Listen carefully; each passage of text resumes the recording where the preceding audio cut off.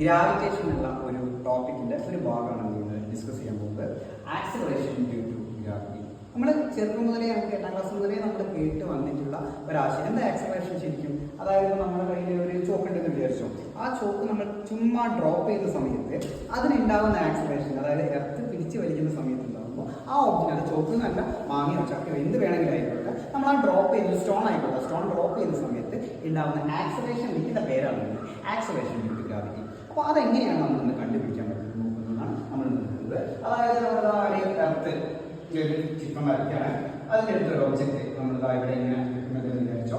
അപ്പോൾ ഇവയ്ക്കിടയിൽ ഉണ്ടാകുന്ന gravitational force of attraction ആണ് ശരിക്കും എന്ത് ചെയ്യുന്നത്, ഇതിനെ പിടിച്ച് വലിക്കുന്നത്. അപ്പോൾ അത് കണ്ടുപിടിക്കാൻ വേണ്ടിയിട്ട് നമ്മളൊരു ഫോർമുല ഡിറൈവ് ചെയ്യാൻ പോകുന്നു. അപ്പോൾ ഇവിടെ എർത്തിനെ ഞാൻ ഈ കൊണ്ട് മാർക്ക് ചെയ്യുന്നുണ്ട്, ഇവിടെ ഒരു സ്റ്റോൺ ഞാൻ അതിനെ എസ് കൊണ്ട് മാർക്ക് ചെയ്യുന്നുണ്ട്. എർത്തിന്റെ മാസ് അത് എം ആണെന്ന് വിചാരിച്ചു, സ്റ്റോണിന്റെ മാസ് സ്മോൾ എം ആണെന്ന് വിചാരിച്ചു. നമുക്കറിയാം യൂണിവേഴ്സൽ ലോ ഓഫ് ഗ്രാവിറ്റേഷൻ പ്രകാരം ഈ ഇവയ്ക്കിടയിൽ ഉണ്ടാകുന്ന force G is equal to m divided by d square ആയിരിക്കും. അതായത് ഇവയ്ക്കിടയിലുള്ള ഡിസ്റ്റൻസ്. ആ ഡിസ്റ്റൻസ് എന്ന് പറയുന്നത് ഇവിടെ എർത്തിനെ സംബന്ധിച്ചിടത്തോളം എർത്തിന്റെ റേഡിയസ് ആണ്. അപ്പൊ ഈ ഡിക്ക് പകരം നമുക്ക് എന്ത് കൊടുക്കാം, അവിടെ ആ ഒരു റേഡിയസിന്റെ സ്ക്വയർ. നമുക്ക് ഓൾറെഡി നമ്മൾ എന്ത് ചെയ്തതാണ്, പഠിച്ചു കഴിഞ്ഞതാണ്. അപ്പൊ ഇത് ഞാൻ നോക്കുന്നില്ല, ഇക്വേഷൻ നമ്പർ 1 എന്ന് കൊടുത്തിട്ടുണ്ട്.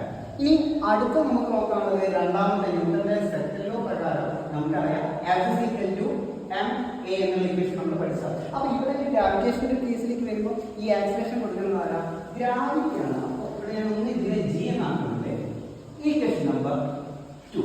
അപ്പൊ ഒന്ന് ഇവിടെ നോക്കിയേ, ഒന്നാമത്തെ ഇക്വേഷൻ രണ്ടാമത്തെ ഇക്വേഷൻ ഇതിന്റെ രണ്ടിന്റെ LHS സെയിം ആണ്, ലെഫ്റ്റ് ഹാൻഡ് സൈഡ് സെയിം ആണ്. അപ്പൊ അങ്ങനെയാണെന്നുണ്ടെങ്കിൽ ഇതിന്റെ രണ്ടിന്റെ റൈറ്റ് ഹാൻഡ് സൈഡിൽ എന്തായിരിക്കണം, ഈക്വൽ ആയിരിക്കണം. അങ്ങനെയാണെന്നുണ്ടെങ്കിൽ ഈ ഇക്വേഷൻ എനിക്കൊന്ന് റീറൈറ്റ് ചെയ്യാൻ പറ്റും. അതായത്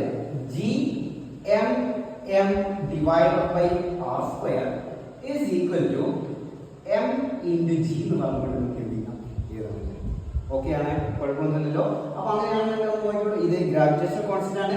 ഈ ക്യാപിറ്റൽ ആക്കി വെച്ചിട്ടുണ്ടെങ്കിൽ എർത്തിന്റെ മാസാണ്, ഈ സ്മോൾ എന്ന് പറയുന്നത് ഈ സ്റ്റോണിന്റെ ഒബ്ജക്റ്റിന്റെ മാസാണ്, ഈ ആർ എന്ന് വെച്ചാൽ ഇവര് തമ്മിലുള്ള ആ ഡിസ്റ്റൻസ് ആണ് ആർ, അതിന്റെ സ്ക്വയർ കൊടുത്തിട്ടുണ്ട്. ഇവിടെ ഉള്ളത് സ്മോൾ ഡിസ്റ്റൻസിന്റെ ഒബ്ജക്റ്റിന്റെ ആ മാസ്, പിന്നെ ജി എന്ന് വെച്ചിട്ടുണ്ടെങ്കിൽ ആക്സിലറേഷൻ ഡ്യൂ ടു ഗ്രാവിറ്റി. അപ്പൊ അങ്ങനെയാണെന്നുണ്ടെങ്കിൽ ഇതിന്റെ രണ്ടിന്റെ അവിടെ ലെഫ്റ്റ് സൈഡിലും റൈറ്റ് സൈഡിലും എം ഉണ്ട്. അതുകൊണ്ട് നമുക്ക് ഇതിന് രണ്ടിന് എന്ത് ചെയ്യാം, ക്യാൻസൽ ചെയ്ത് പോകാം. അപ്പൊ ബാക്കിയുള്ളത് നോക്കിക്കോളും, G M divided by R square is equal to G എന്ന് പറഞ്ഞു. അതായത് ആക്സിലറേഷൻ ഡ്യൂ ടു ഗ്രാവിറ്റിനെ ഡിപ്പെൻഡ് ചെയ്യുന്നത് മൂന്ന് ആൾക്കാരുണ്ട്. ആരൊക്കെ? Gravitation constant G, mass of earth, radius of earth. അതായത് ഇതിനകത്ത് മനസ്സിലാക്കേണ്ട കാര്യം എന്താണെന്ന് വെച്ചിട്ടുണ്ടെങ്കിൽ, ഒരു സാധനം നമ്മൾ താഴോട്ട് ഇടുന്ന സമയത്ത് ആ ഒബ്ജക്റ്റിന് ഉണ്ടാകുന്ന ആക്സിലറേഷന് ഡിപ്പെൻഡ് ചെയ്യുന്നത് ആരൊക്കെയുള്ളൂ, ഈ മൂന്ന് ആൾക്കാരുള്ള. അതായത് ഈ വരുന്ന ഒബ്ജക്റ്റിന് അതിന്റെ മാസിന് എന്ത് ചെയ്യുന്നില്ല, ഡിപ്പെൻഡ് ചെയ്യുന്നില്ല. അപ്പൊ ഇത് നമ്മളൊന്ന് കാൽക്കുലേറ്റ് ചെയ്ത് നോക്കുകയാണെന്നുണ്ടെങ്കിൽ ഇവിടെ ഒന്ന് നോക്കുന്നുണ്ട്, ജി is equal to ജിയുടെ വാല്യൂ നമുക്കറിയാം 6.67 into 10⁻⁻7 ആണ്. എർത്തിന്റെ മാസ് എന്ന് പറയുന്നത് ഏകദേശം 6.something into 10⁻24 ആണ്.